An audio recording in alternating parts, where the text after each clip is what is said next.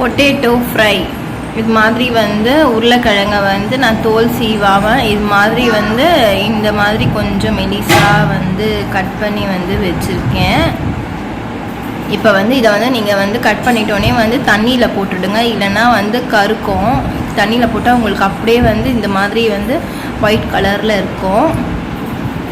Potato fry பண்ண 2 table spoon வந்து மிளகாத்தூள், 1/2 டேபிள் ஸ்பூன் மஞ்சள் தூள், 1/2 டேபிள் ஸ்பூன் உப்பு, 1/2 டேபிள் ஸ்பூன் உப்பு உருடி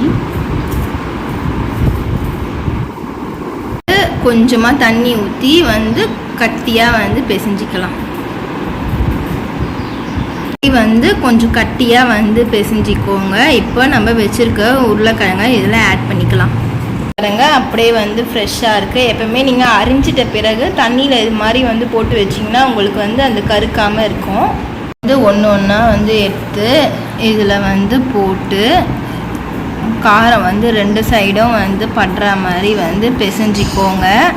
இது மாதிரி வந்து பின்னாடி முன்னாடி எல்லாம் வந்து உருளைக்கிழங்குலையும் வந்து மசாலா வந்து படுற மாதிரி வந்து பிசைஞ்சு வந்து வச்சிங்கனாச்சு.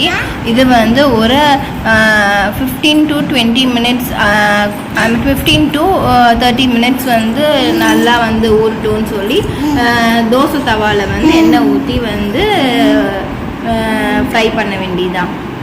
உருளைக்கிழங்கு வறுக்க ஸ்டார்ட் பண்ணிடலாம். தோசை தவாவில் எண்ணெய் ஊற்றிக்கலாம். எண்ணெய் காஞ்சோடனே உருளைக்கிழங்கை இதில் வந்து ஒன்று ஒன்று ஆட் பண்ண வேண்டியதான்.